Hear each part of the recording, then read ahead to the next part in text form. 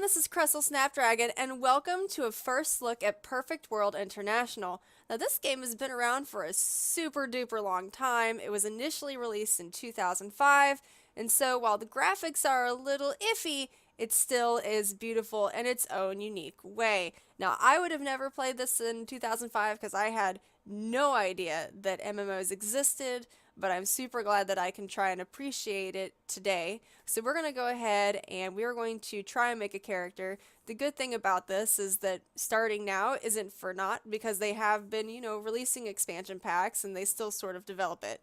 So we're going to go ahead and we'll get started. We'll go through the character creation, and generally I read the information about the characters so that it can help determine what I'd like to make. So let's start with Nightshade. So the Nightshade origin, created by the son of Pangu, the Reapers once guarded the celestial veil. Bound to the life of the divine child, they defended him until he was mortally wounded in battle. The rebellion of the evil prisoners caused the realm of Garo to fall into disorder. Seeing this, the divine child Kangyan transformed into a golden dragon and sacrificed his life to destroy the evil prisoners. And apparently there is music that took a little while to show up. At the last moment, the divine child sent the realm of Garo to Perfect World to find a resting place for his people. With the last of his strength, the divine child freed the Reapers from his service and sent them to Perfect World, now known as the Nightshades. They draw upon the power of the moon to battle evil in all its force. So, it looks like Nightshades are Reapers, and it looks like you can choose maybe between what are considered the classes Duskblade, swift and dangerous combatants that turn melee combat into a deadly dance with their sabers.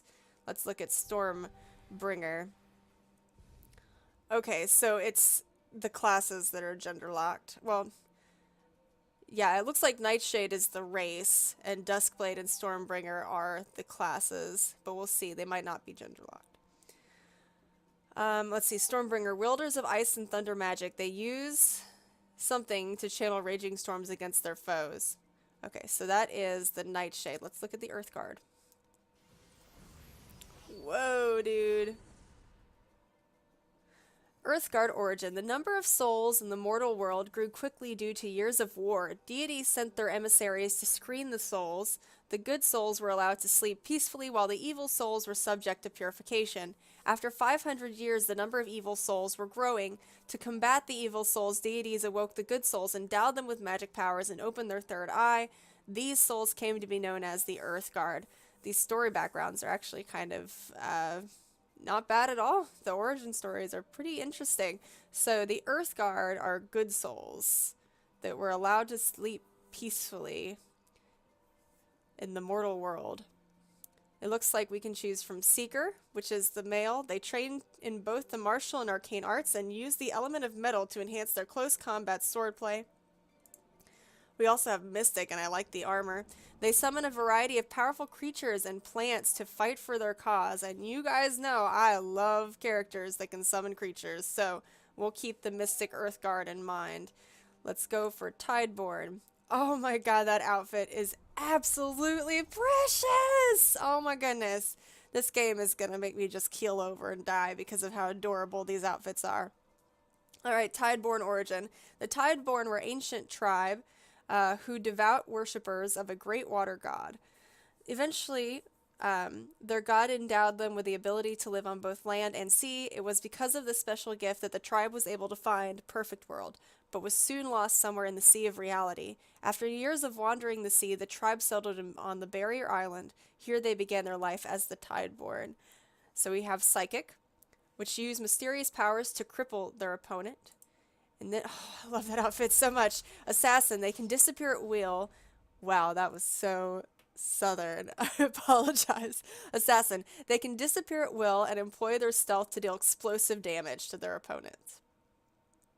Okay, next is Winged Elf. This should be interesting. Whoa!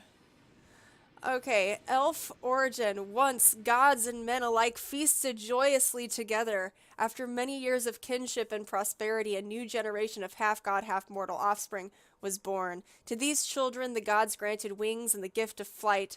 Children born to a human mother were excellent archers with black wings, whereas the children mothered by a goddess were masters of magic with white wings, and so it seems that these elves were mothered by a goddess. Oh, that's so adorable. Okay, Cleric. They are blessed with sacred healing skills and are proficient with wind, thunder, and lightning. Archer. They are dexterous and swift warriors who employ an unparalleled range of attacks. All right, next is Untamed. Oh, oh, that is legitly awesome. Legitly awesome. Okay. Life within Perfect World has evolved, bringing forth new creatures. Amidst them is a lovely and feral race known as the Untamed. This race was born from the various space creatures such as foxes and tigers, and now molded into powerful beings. While the males of this race retain their barbarous animal nature, their females have evolved even further into great magic users. So here's the male, Barbarian. They are formidable tanks with the highest health pool and defense of all other classes. The female, the Venomancer, train in all manners of beasts and pets to fight for them and poison their enemies with their arsenal of toxins. Okay, here's the last one. We got Human. Oops, I'm not sure exactly where that noise came from, but just don't worry about it. Okay, Human. Long ago, powerful souls went to the fairy world while the weak souls remained behind to suffer hunger and devastation. Eventually, the souls grew powerful and resilient enough to obtain their own physical forms. This is what we now know as the human race. After the Sea of Blood disaster, only the strong were chosen by the gods to begin life in Perfect World. Alright, so within humans, you have Blade Master, gifted with amazing flexibility. Humans adapt easily to every new situation. That is relatively true, yes. Wizard, they prefer to cast damaging spells from a distance and are masters of water, fire, and earth. Okay, so those are all of our races and classes, it seems. So I am torn between the Tideborn, who have the Psychic, and the Earth Guard, who have the Mystic.